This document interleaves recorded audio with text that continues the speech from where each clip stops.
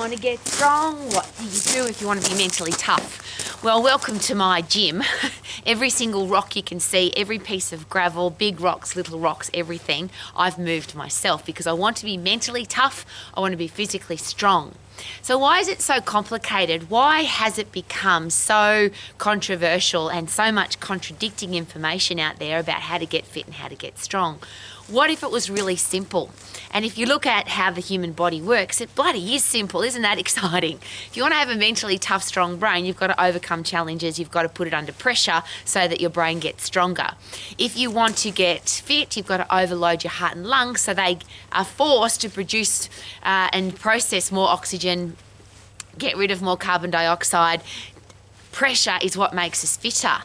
Get puffed, get fit. Get strong's the same. If I don't overload my muscles, I'm not going to get any stronger. So why is there so much argument about reps and sets and days of the week and exercises? There's three things that I always ask. Is it safe? Because if I'm injured, I can't do anything. Is it fast? Because if it takes too long, most people won't do it. And does it work? And if it doesn't work, why would I do it? Now, to get fit and get puffed, or to get fit, you've got to get puffed. Doesn't matter what you do. So why do we say, well, you should go running, or you should do biking, or you should do a rowing machine, or how about find out what a person really likes to do? I only ask the question, does the body work more effectively in the upright position versus the kneeling down position versus the seated position versus why would you lie on the ground? Because that's not what we do. We just sleep on the ground. So if I want to have an effective get puffed program, would it be better in the upright position? But that's just a choice because some people like to use a rowing machine and some people like to ride a bike. If you're getting puffed, you're going to get fit. Isn't that awesome? If you want to get strong, you've just got to overload your muscles. Now, there's three things that happen. You know that you're mentally tougher because you can handle challenges better. You don't sulk, you don't cry, you don't get upset, you don't get hurt. You just handle it because you're a tough person. You know that you're fit because your resting heart rate is low, and the time it takes you to recover in between high intense bursts of high heart rate, that period of time comes down to a very short period of time, so you know you're getting fitter. And stronger's the same. You know you're getting stronger because you can lift heavier. So if you can't lift heavier, you're not getting stronger. Pretty simple, yeah? So when I look at my garden, when I look at this is my gym, this is my mentally tough gym, and I come out here for lots of reasons. One is to be mentally tough, physically strong, physically fit. My garden has done all of that for me, but it's been really interesting. If I lift a little, I can say, look, I've moved 20, 30, 40, 100 tonne of rock, probably more. We've just put lots and lots of rocks onto this property. But some of those rocks have added massive value to my life because they've been big and they've been really heavy and they've forced me to get stronger. So some of the rocks in my garden have made me stronger. Some of them haven't because they're pieces of pebble or they're tiny little rocks that don't overload my muscles. Now, if I moved them fast, they might have been helpful to help me get fitter. But why would I overload my body with a weight when I can get puffed without putting extra weight on? So I want to go as hard and fast as I can without any extra weight on so I can go hard and fast. That's the whole point. Why do we mix up fitness and strength? Let's get really fit as we possibly can. So go as hard as you possibly can for 10 seconds, which is the phosphate system, which is the 100% effort system. And then the strength comes from lifting as heavy as I possibly can, using as many muscles as I possibly can at the same time, because that's where the endocrine hormonal system fires up the best, and that's where the central nervous system fires up the best. And could they be two things that we seem to forget about? Because the argument about reps and sets is so intense. If you open up social media on any day at any time, and you only have to type in reps or sets or strength training. And if you haven't done this, do it for fun because it's very entertaining. There's so much argument about how many sets, how many reps, what kind of periodization program you should use. So should it be once a week, twice a week, 3 times a week, 5 times a week? Some people train 7 times a week. And there's some things that get a bit lost there. So let's just work through them systematically from how the human body works. If I overload a muscle to its full potential, how long does it take to recover? And if I train it before it's recovered, how will I get stronger? So there's overload, then there's recovery, then there's regeneration, and then there's supercompensation, which is getting stronger. So if I haven't gotten stronger, I haven't recovered from my workout. Now, how long does that take? I don't know. Wouldn't that depend on how well you sleep, what kind of nutrition you have, how well hydrated you are, how stressed you are, what your metabolism's like. Everybody's different. So how do we know when to train again? Could it be that we can and will lift heavier? If we're not lifting heavier, then we haven't gotten stronger. That's pretty simple because I haven't super compensated from my last workout. So how often should we train? Shouldn't that depend on your lifestyle, my lifestyle, and everybody's different? How many reps or sets should we do is a really interesting question because it's very confusing and lots of information about it.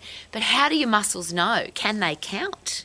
How does your muscles know they've done 3 sets versus 5 sets versus 1 set? Isn't it about progressive overload? If I'm not getting stronger, then I'm not progressively overloading.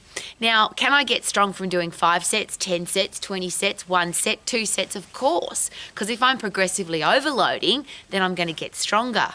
But if I'm doing 3 sets, it's going to take 3 times longer than if I do 1 set. If I do 10 sets, it's going to be 10 times longer than if I do 1 set. So why would I make a program longer, less time efficient, and I would say waste people's time? Because if I can do it in 1, why would I do it in 3, 5 or 10? Now there's lots of argument about how many sets you should do and how many reps you should do. But ultimately, if you look at the energy systems of the body, the 100% effort system is the phosphate system, which is 10 seconds. Anything after that, I'm not working at 100% effort. And the great analogy for that, if I am capable of sprinting to get fit, if I go walking, I'm not going to get fit, because I'm not overloading my heart and lungs. If I'm really unfit and I go for a walk and I get puffed, that's awesome. I'm getting fitter because I'm getting puffed. But if I'm not getting puffed, I'm not getting fitter. If I'm not overloading my muscles to their full potential, I'm not going to get stronger. And the question again, there's lots of different ways to get stronger. I can do multiple sets, multiple reps, lots of different kinds of exercises. But my 3 questions are always, is it safe? Because if I'm injured, I won't be able to do anything. Is it time efficient? Because most people use time as the biggest excuse for not exercising. Now, you might love to go to the gym and spend hours and hours there, but I always ask this question: is it possible there might come a time when you don't have hours and hours? You're busy, you have a baby, you've got a different job, you're traveling, and then we often use time as an excuse. I haven't got time to exercise, so I won't. So what if the phosphate system, which is only 10 seconds, what if that was the ultimate way to train? Lift as heavy as you possibly can within the phosphate system. That's 100% effort. Sprint, high intense activity, get puffed as often as possible, but in the phosphate system, because it's only 10 seconds. And you'll feel yourself getting fitter because you'll recover. The quicker you recover, the fitter you are. Isn't that awesome? If you want to get mentally tough, is it possible that if you overload your heart and lungs and you overload your muscles and bones at 100% effort, that you'll feel yourself getting mentally tougher because you can push yourself harder physically and mentally? Now, the beautiful thing about that is physiology is also on our side there, because when you fire up the endocrine system, when you fire up the central nervous system, both of those start in the brain, they produce chemicals which strengthen the brain. So when I get really puffed, when I lift really heavy, when I do a combination of both, in the phosphate system, I produce epinephrine, adrenaline, cortisol.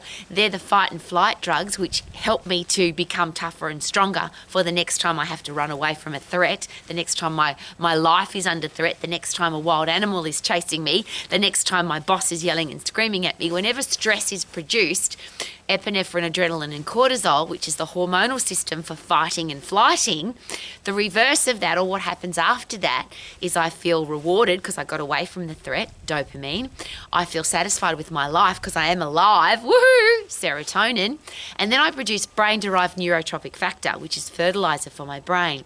So not only, obviously your brain controls everything.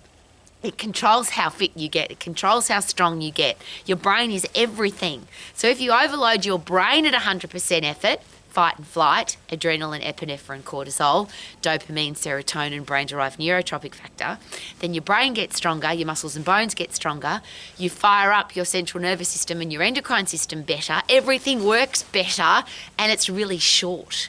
Why do we make it so complicated?